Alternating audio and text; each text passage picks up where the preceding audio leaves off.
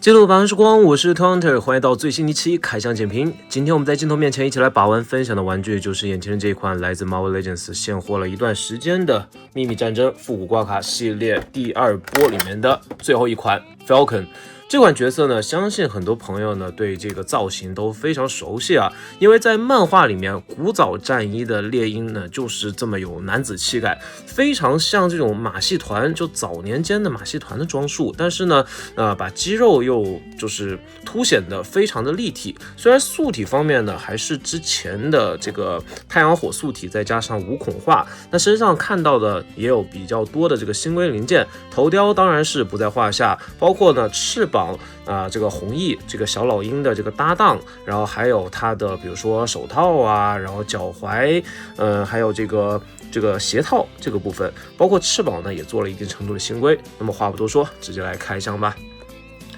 好的，本次秘密战争第2波的猎鹰全部内容物我们就展现在大家的面前了。可以说啊，这一次的内容物我觉得还是比较之丰富的吧。双层吸塑的封装，然后应该有的这个手型，这个张开手型呢就是飞行的这种掌型，非常常规。它的搭档红翼，然后有一个可以跟自己手臂搭载的连接件，然后这边闪卡盾牌，我们看一下。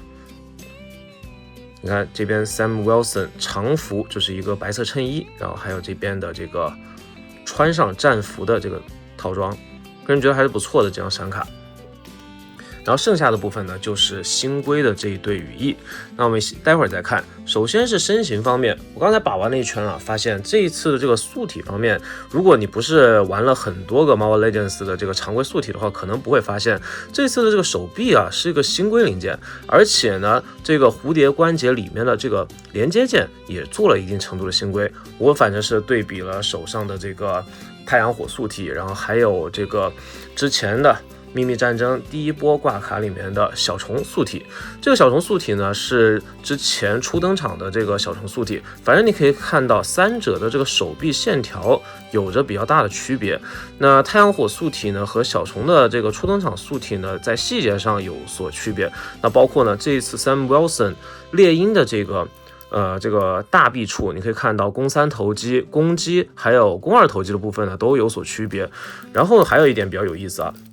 就是它三角肌的部分，三角肌的形态和切分发生了翻天覆地的变化。以前呢，太阳火素体为了迁就这个可动性，在这边有一个豁口的预留，它可以完美的做到平台。但是这边的斜方肌到这个地方，到这个三角肌的上方会有一个 gap。这个区分呢，在视觉效果上是有碍观瞻的，但是在当年这个素体因为非常优秀的蝴蝶间的可动，还是非常优秀的。但是来到了10年之后，这个素体呢，终于来到了一次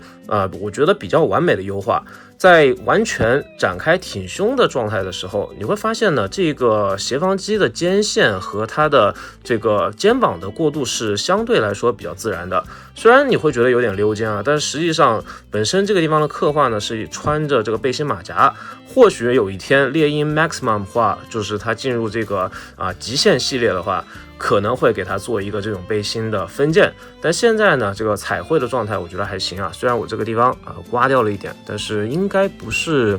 磨掉的，而是在喷印上这次稍微有些中奖，不过问题不大。头雕呢，这次我觉得眼睛方面呢好像是涂的小了一点，但是呢中间这个类似于鹰的嘴的这个头冠，我觉得还是非常帅气的，在之前的猎鹰的玩具里面并没有出现这么标志性的特征。身上这个装束呢，我觉得很像这个马戏团里面的头牌演员。如果大家去外面，比如说出国旅游的话呢，建议一定要去看一次太阳马戏团的表演啊，个人觉得是非常精彩。那说回到这款玩具啊，星规的零件还有这次的这个手臂护甲部分，然后呢小腿护甲这个地方呢，甚至有一点这个印第安人，或者说是怎么说像之前征途还有他弟弟 Thunderbird 雷鸟那样的一些小碎碎，这些地方我都觉得是非常用心。包括呢这个地方连在一起看呢，则像是老鹰的这个小腿和它的爪子的部分，整体的设计呢都还是非常用心的。而且这个地方不是简单的一个涂装，是做了这个细节的刻画的立体的浮雕。看到背面呢，也是把这个